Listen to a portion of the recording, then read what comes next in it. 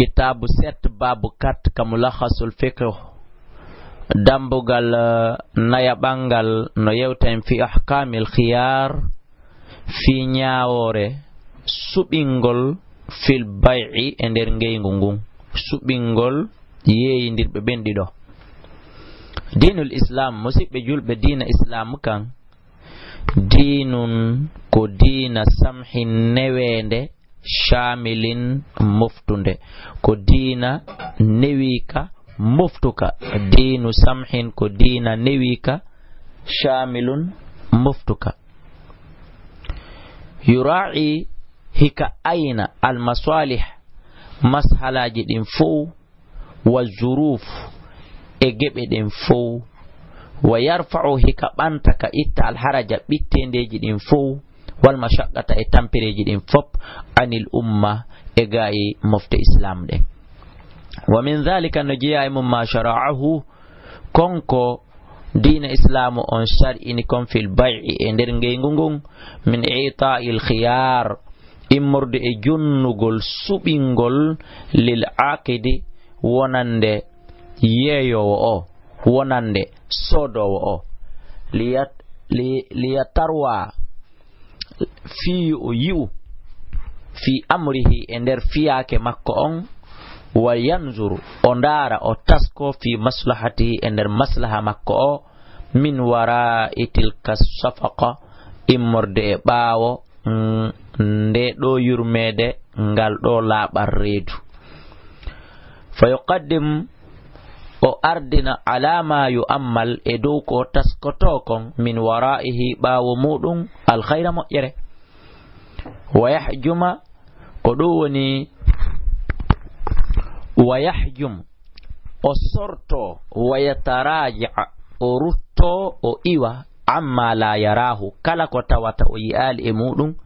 fi maslahatihi e nder maslaha makko fal khiyaru subinegol fil bay'i ka nder ngeygu ma'anahu ma'namu talabul khayri ko ɗaɓɓugol suɓingol al amrayni fiyake ɗin ɗiɗi fiyakuji ɗin ɗiɗi ko ɗaɓɓirgol suɓagol fiyakuji ɗin ɗiɗi honɗum woni ɗin fiyakuji ɗiɗi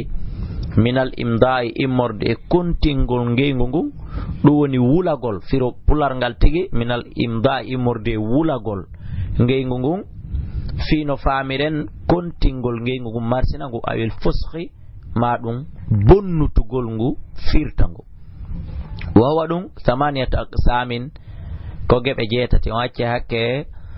burwi ko nano ton tonkon ko gidi gidi ndiyan ɗan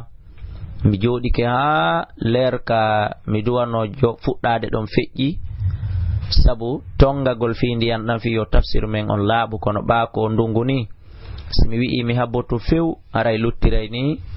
awa mi heɓali lowun seeɗa hun yaltinako on yafoto awalan aranun ɗum khiyarul majlis ko suɓagol jonde nden ay almakanu ko nokkure alladi nden jara nde dogi nde marsi fihi muɗum attabai' yeyondirangal fali kulli no waɗani goto kala min almutabayi'aini e yeeyindirɓe ɓen ɗiɗo alkhiyar suɓagol ma dama fil majlis ma dama hiɓe e nder jonde maɓɓe ndiɓe yeeyindiri nden imu wa dalilu dalil muɗum li qawlihi sallallahu alayhi wa sallam ko sabu mako nelaɗo ida tabaya arrajulan si worɓe ɗiɗo yeeyindiri ngeygu fa kullu wahidin minhuma goto kala e maɓɓe bil khiyar hino suɓina kontingol ngeygu ngun e firtugol ngeygu ngun malam yatafarraqa ma dama ɓe seedali wa kana ɓe laatike jami'an hiɓe hawtodiri ka ɓe yeeyindiri ɗon qala al-allamatu ibn al-qayyim rahimahullah oɗo sheikhuji o maki fi ithbati fi tabintingol shari on khiyar al-majlis subagol e nder jonde nden fil bay'i e nder ngeygu ngun hikmatun wo ɗum ko nafoore wa maslahatun e maslaha lil mutaaqidaini fi ɓe ɗo yeeyindirɓe ɗiɗo wal yahsul fi yo heɓu goto kala e maɓɓe tamama rida welaye timmuɗo weltare timmunde alladhi nden sharatahu ta'ala nde Allah shartini bi qawlihi e dalol makko ngeygu ngun antaradin ko gayi welondinal min ko mimorde moɗon ko ɗum waɗi senelaɗo maki si yimɓe ɗiɗo yeeyindiri en tant que ɓe sertali e nokkure nde so tawi woni goto kala e maɓɓe heɓike toon mo heɓali welaye e ko yeeyi kon ma welaye ko soodi kon haray on tigi no mari droit wigol wurten si woni non ɓe waynodiri haray ngengu ngun tabiti. Fa inal aqda ande no ngengu ngun yaqa'u hingu waɗa baghtatan e juhaye min ghairi tarwin ko alda e taskagol wala nazrin ko alda e dargol fil qimati ka piri pi hunno waɗa ɗo wansande wotere maƴa tun soda tawa a taskake taw yawo ya taskoɗa ha tawa ɗi mbuɗi yo ko hannoɗi sodede hunde kaari ko hunde kaari ɗi ɓurno handude e ɗum ndi ɗum ɗo si tawino woni deke tun on jaɓodiri ngengu selli haray oɗo so andi toye ɗum ɗo o ninsay fendo ninsa nafata faqtatat ngengu ngun hingo firto muhasinin no moƴƴiri no laɓira hadihi sharia e oɗo sharia alkamilata timmuɗo an yaj'ala nde wontata lil akdi wonande ngengu ngun haraman ko harmungu yatarawwa hino taske kadi fi e muɗum almutabayi'ani ɓe yeyindirɓe ɗiɗo wa yu'idani ko ɗum woni hiɓe konte an nazara e darɗe ɗen wa yastadriku hino hewtito kullu wahidin goto kala min huma e maɓɓe fali kullin goto kala min almutabayi'ain e yeyindirɓe ɓen ɗiɗo alkhiyar on tigi hino isuɓinede bi mawjibin sabu waɗɗingol hadal hadis oɗo hadis asharif tedduɗo malam yatafarraqa en tant que ɓe sertal ka ɓe woni ɗon bi abdanihima sertirgol bi mana ɓalli maɓɓe ɗin en tant que oya yaralto oya yarato min makani tabayi immorde e nokkure nde ɓe yeyidiri nden emo en tant que ɓalli maɓɓe ɗin sertali ɗon haray ɓe suɓina fa in asqata al khiyar fa in asqata al khiyar so tawi woni ɓe fukki ɓe liɓi ɓe hawki suɓagol ngol bi an tabaya'a nde ɓe yeyidirta ala anna la khiyara lahuma wonde suɓingol ala hakkunde men nde sen yeeyi en yeeyi lanni mijitagol ha inna wurten ala aw asqatahu ahaduhuma ma ɗum goɗɗo e maɓɓe fukki ɗum haray sakata fukkike masalan siminni awa haray miɗo yeeyidema ɗum kono ndaru suɓagol ala wigol si welima awa ngengu ngun marsi si welalima e wurta e ɗum ala toon de sa soodi a soodi simi wowlanima ɗum adi en jaɓodirde mbuɗi ɗin a nani ɗum a jaɓi ɗum a soodi haray hande kadi ko neɓuɗen joɗoduɗe ɗon en sertali haray amara droit wigol yo en wurtu famen de haray walazima waɗɗike albay a ngengu ngun fi haqqima e haqqe maɓɓe aw haqqima ɗum haqqe man asqatahu on fukkuɗo sharti on min huma e maɓɓe kamɓe ɗiɗo bi mujarradil aqdi sabu telɗingol ngengu ngun hakkunde maɓɓe aligoy sabu marsingol ahadi ɗin e commerce on hakkunde maɓɓe li anna al khiyar sabu noon no suɓagol ngol haqqun ko haqqe ko geɓal lil aqidi wonande ngengu ngun fa yasqutu hino iwra bistatihi sabu liɓugol makko si on tigi fukki fukkoto wona haqqe Allah bi ma'ana wala qawli sallallahu alaihi wasallam sabu mako ne laɗo malam yatafarraqa ko en tant que ɓe sertali aw yukhayyara ahaduhuma al akhara ma dama ma ɗum ma en tant que goɗɗo e maɓɓe suɓinali oya wa yahrumu hino harmi ala ahadihima e dow goɗɗo e maɓɓe noon an yufariqa akahu nde o sertata e musidɗo makko bi gasdi isqatil khiyar tawa ko fandunde fi fukkugol suɓinagol ngol mi mana ko on cheikhu yon fala en yetade hana min abdoullahi kala mi yeyama goɗɗum tum mi waɗa pour mi potto ɗon mi doga mi yaato hara komi warri ɗum ko anniye ko fiwata en wonduɗon joni ɓa en tant que hiɗen wondi ɗon harayɗa suɓina marsingol ngengu ngun e firtugol ngengu ngun mi yeyama to mi doga mi waɗa fur mi yaha to fi kulol wota mijito ɗon ha firta aray waɗugol ɗum ɗon no harmi li hadis amr ibn shu'aib sabu hadis e oɗo maketeɗo amr ibn shu'aib so yi'i waawu yeeso umaru on haray ko amri jangete si waawu ala yeeso haray ko umaru jangete on faami ka hakkunde umaru e amri ko on waawu yeeso ɗon woni ko sendi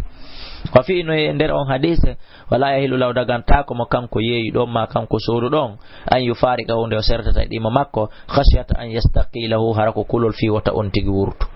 saniyan ɗin mun ɗum khiyaru shart e ko ɗum woni suɓagol ka sarti on ɗum woni ɗum bi an yastarita nde sartinta almutaaqidani yeeyindiroɓe ɗiɗo annal khiyara wonde suɓagol ngol fi sulbil aqdi ko e nder daƴƴere ngengu ngu woni aw ba'da al aqdi ma ko ɓaawo ngengu ngu fi muddati khiyarin e nder dumunne suɓande fi muddati khiyarin majlis e nder dumunne suɓande ka jonde ɗon muddatan ma'lumatan e dumunne andande sarti ɗin mo on bi mana ko nde ɓe sartinta kallasili ngeygu ngum ma ɓaawo ngeygu andi nelaɗo kamɓe sarti maɓɓe on ko ɓe sartini konko hatti ko madama hiɗen joɗodi ɗon miɗo suɓinayo en wurtu miɗo suɓinayo en tabinti ngeygu ngu si tawi noon enen ɗiɗo en fukki on fukkoto masalan sen yeyidiri en inni a waray mijitagol ala nani sen soodi lanni ɗon sen fotti ɗum ɗon si soodidirɗen sen jooɗi ke ɗon ha dargal darike en wurtidirta par ce que ko enen liɓi sharti mo nelaɗo waɗi on hiɗen yanana liɓugol mo kono noon ɓa en liɓimo awa en golliray sharti mo waɗɗen on ma nelaɗo kamɓe sharti maɓɓe on ko hatti ko haaka sertuɗen ɗon sen serti lanni hiɗen wawa noon pooɗude daatu suɓingol ngol kadi enen ɓeyditen mbi mana daton innen joni yahu mi yeyima o téléphone ala sabil misal ma mi yeyima o oto yahu daramo mi okkima 24 heures ma 72 heures ma 48 heures andi ɗon fiiɓay en serti en waynodiri haray suɓine gongol firtaki ɓay ko enen tigi jooɗi prolonge dato on faami le gawli sallallahu alaihi wasallam sabu ma ko nelaɗo al muslimuna ala shurutihim julɓe ɓen hinde hoore sartiji maɓɓe ɗin mbi mana hiɓe hani gollitirde sartiji maɓɓe ni sonara ko sartiji harmuɗi ɓay noon nelaɗo maki ko ha serten enen noon en prolonge ɗum en watti ha balɗe tel ma lebbi tel ma duuɓi tel hara en gollitiray ko halduɗen ko wali umumi qawlihi ta'ala sabu huɓutugol dalol allah ngol ya ayuha alladina amanu awfuhunne bil uqudi ahadiji ɗi halduɗon ɗin wa yasihu hino selli an yustarata nde sartinta kadi almutabayi'ani ɓeɗo yeyidirɓe ɗiɗo alkhiyara suɓagol li ahadima fi goɗɗo e maɓɓe dunal akhara ko alda'iya li anna alhaqqa lahuma sabu haqqe on ko kamɓe jeeyi siɓe firtimo cenɗe maɓɓe ɓe ɗiɗo kala ɓe landatake siɓe firtani goto ɓe accani goto ɓe landatake masalan iɗen wawi yeyidirde halden a bon an mi yeyima so tawi woni ɗa faala a artire so tawi woni a faala so tawi a faalaka a artire siɗa faala a jogoto amma noon min mi ƴantatama yen wurtu few ma innen joni min mi yeyima si miɗo faala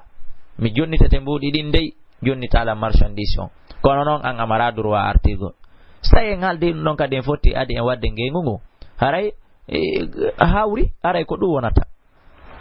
on faami fa kayfama taradiyan jazin bimana madama hiɓe nder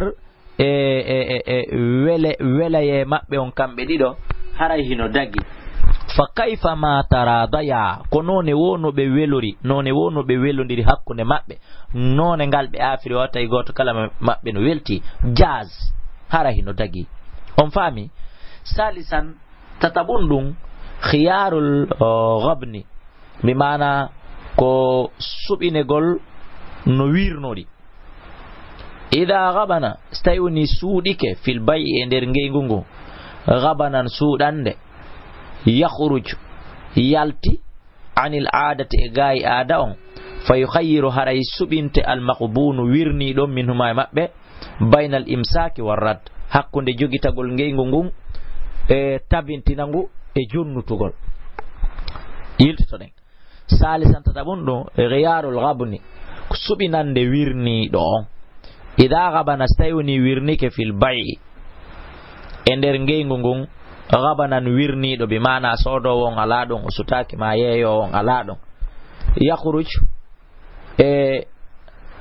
yalti haray anil aadati e gayi aada on fa yukhayyiru haray suɓinte ande kadi almaqbunu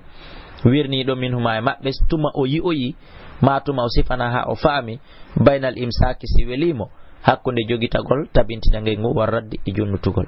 li qawli sallallahu alaihi wasallam sabu mako ne laaɗo la darara wala dirara lurrugol ala lurritagol ala tawno en haldi min mi yaala warayno tawangal miɗo ambartukude ngal gangal yaha addu mbuɗɗi weluma welama waray ko ɗum de waray ɗon labetake waɗi qawli sallallahu alaihi wasallam sabu mako ne laaɗo la yahillu dagotako maali imri in muslimin jawdi neɗɗo julɗo illa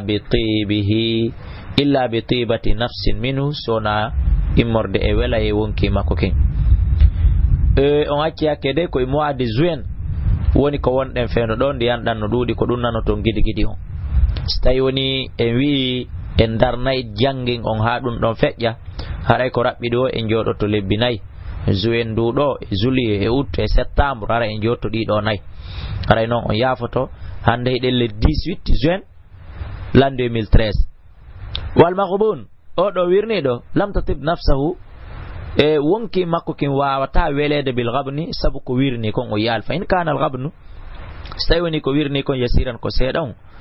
kad jarat bihil aadatu tawi ko gonga aada on dogi e dum dom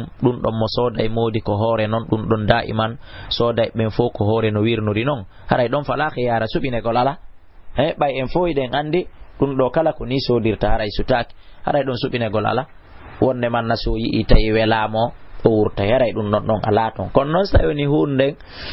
hino wawo yi aade hino wawo humpitade haray don subine gongol sellay wa ghiyarul ghibni subine gol ko wirni kon yathbutu no tabitira fi thalathi suwarin ender di don badiji tati suratul ula badi araniri ning min suwari khiyaril ghabni immorde subine gol badiji subine gol ko wirni kon talqa hino waddo ar-rukbani waddo no hino fotta waddo ndirdi didi wal muradu bi ko fanda e mabbe alqadimuna ko ben arobe li jalbi sil'ihim fi addugol marsandise ji mabbe din fil baladi e der leydi fa idha talaqahum yiltito den talaqqa rukban jabbagol setewol bi maana yawgol jabbo rondibe marsandise kasera lumoto wal muradu ko fanda bihim e ben jabbotobe setewol ay alqadimuna ko ben arobe kasera marseto li jalabi fi podugol sil'ihim marsandise ji mabbe din fil baladi e leydi din fa idha talaqahum sibe jabbi kebe kasera lumo wastara minhum be sodi e jungo mabbe wa tabayyana bangoyi annahu kuni gado gabanan gomdi be jamfike be jamfande fahishan bonde be yehi be hewtitike be kasera lumo to benni ha hewtinoy don kalumo dun do goddo yobata on dun do moyende 1 million mimmi yobima yiltoda do kisa arana tali e yangagol ya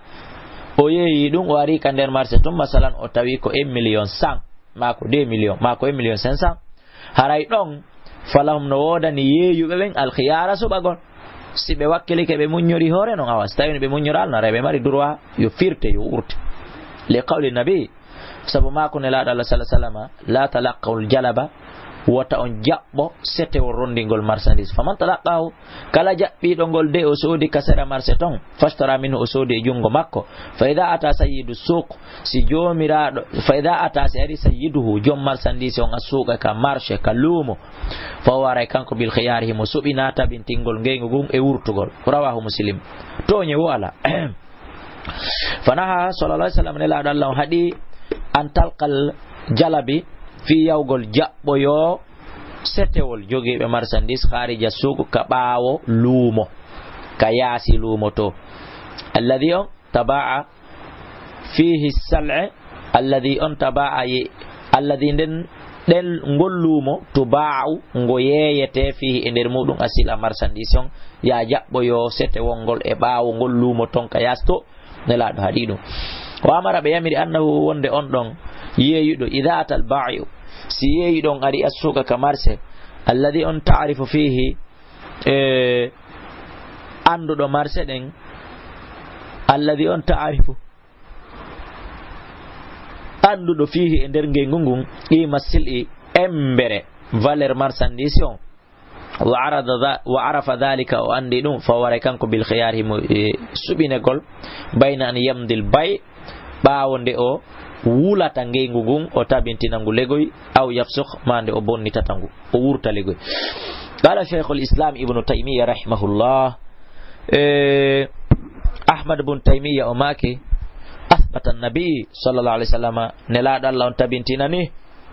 lirukbani wonande setewol jabbangol gol kabawo lumo al khiyara subagol kontingol ngengugun e firtugol ida talaqaw sibe jabba maka bawo lumo to li anna fi sabno e mudun naw'un none tadlisun tunningol jilbingol wa ghishin e jamfagol wa qala ibnu qayyim odo ibnu qayyim al-jawzi o maki naha an dhalik nela do hadidu lima fi sabkon ko e mudum min taghril ba'i immorde hudugol jamfagol yeyo fa innahu kanko yeyo la ya'rifu sira wa anda piri fewndi don kalumo tigi on fami ka o anda coggungu ko duwoni ka pulan o anda coggungu fastari minhu almushtari jonno sodo won ara soda e jungo makko bidunil qima ko alda e coggu ha nungun tigi ko dum woni valeur mum on walidhalika ko sabu dum asbata lahu nabi sallallahu alaihi wasallam nelado Allah tabintinani ma alego nelado jonni mo droit al khiyara subagol ida dakhala suga so wari onati kalumo wala nizaa podon didalu ala fi thubutil khiyari lahu e fi tabintingol subagongol wonandemo maale rebni wondude ko wirnani mo kon o famal fa innal jaliba sabu ande no odo podoydo marchandise on ko bawlumo ida lam ya'li fa innal jaliba ande no sete won rondingol marchandise ngol ida lam ya'raf fa innal jaliba ande no rondido marchandise on ida lam ya'rif tawni o anda asira coggungun ko jelu kana olatake jahilan ko majjado andugol be thamanil mithli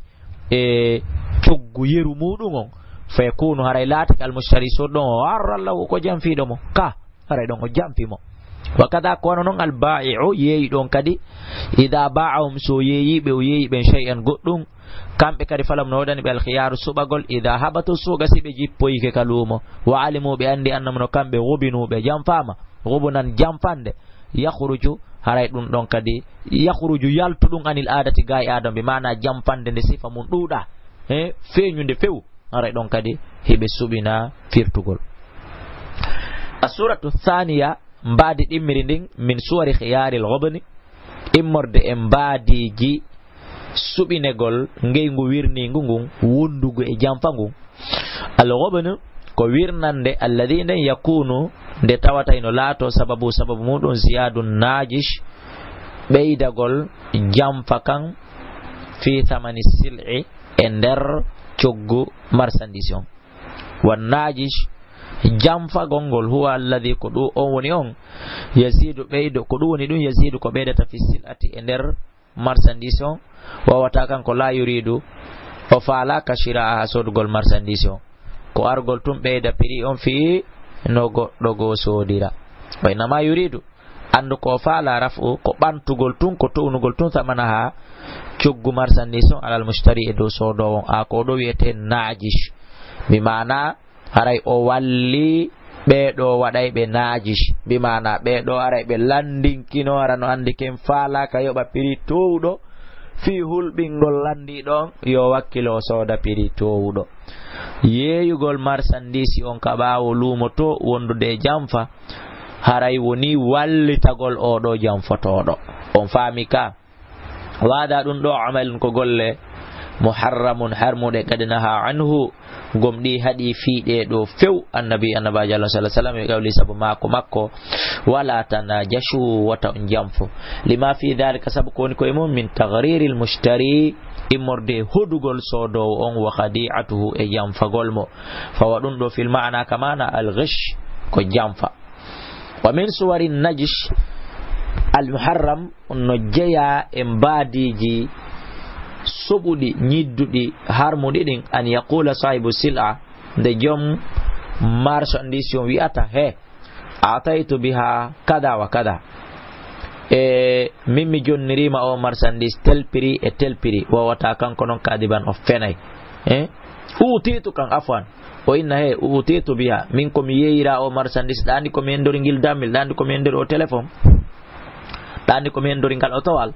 dandi ko mi hendori o dusen kada wa kada ko o piri wawata kanko kadibun o fenay don kadi ko manière wadugol najash parce que ko cuynata client jo makko e wakkilagol soda sabu sikkugol makko to no buyda baka e hore makko aw yaqula ma wa ishtaraitu bi kada wa kadib ma wa yo ko telmi sodiri dum tanon o fenay min suwari najash no jeya e mbade jamfagol kadi al muharrami harmudum an yaqulu ndewi ata sahibu sil a jom marchandise he ko min la abiha mi yata marchandise illa bi kada wa kada sona ni ay min sina ango duita dum sammil hay wondu min ko sammil tum mi yata dum ko sabu ma harano mo ande o fena yo 90,000 o 50,000 li ajali sabu an ya'khudha nde o ƴettata marchandise al mushtari sodo on henya bi garibi ka batti mimma gala e ka o wi don kan yaqula wono nde wiyata masalan fi sil'ati thamaniha e nder prix marchandise makko o inna 5 ko joyi o bi'uha bi ashara mimmi yeyi dum ubi'uha bi 10 do yedi dum sappo kan yaqula wanonde o wi'ata fi sil'atin e nder marchandise thamanu ata coggu makka on 5 ko joyi oyna he ubi'uha min mi yeyma dum bi 10 sappo nanu min non ko sabu ko magoy an da dum mi yeyata dum sappo li akhuda al mushtari fi yosodo on yettu o marchandise heña bi qarbin min al ashari takko sappo masalan fi tu yo wakkilo soda dum jeenay ma o soda jeetati ma o soda jeddi harano oya yeeyo on himo andi ko jowi mbudi joyi dum yeeyete oyna kanko sina o ɗuytata no ɗum ka mbuɗi sappo fiitu yo en ay modi joni torki on accanela mbuɗi jeenay nani ma mbuɗi jeetati ɗum ɗon kadi ko mbaadi harmundi nanen ndey enen commerçant ɓe ma ɗum onon commerçant ɓe as-suratu thalitha mbaadi tataɓiri ndi min suwaril ghibni immorde e mbaadiji jamfanteji ɗin alladi ɗin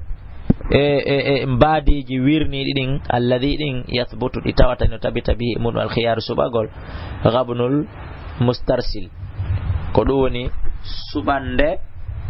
juutude newnande qala al imam ibnu qayyim zawji maki wa fil hadis nari hadisi ghabnul mustarsilu riba wo wirnande poɗande jootina riban woɗum ko riba wal mustarsilu kon ɗum mustarsilu walladhi ko on neɗɗo yajhalul qima majjaɗo prix on few o anda wala yahsun o wawata moƴƴinde an yunaqisa fi thaman nde o ɗuytata prix on saabu majjegol makko prix on o wata termude ha ɗuyto bal skoni ya'tamidu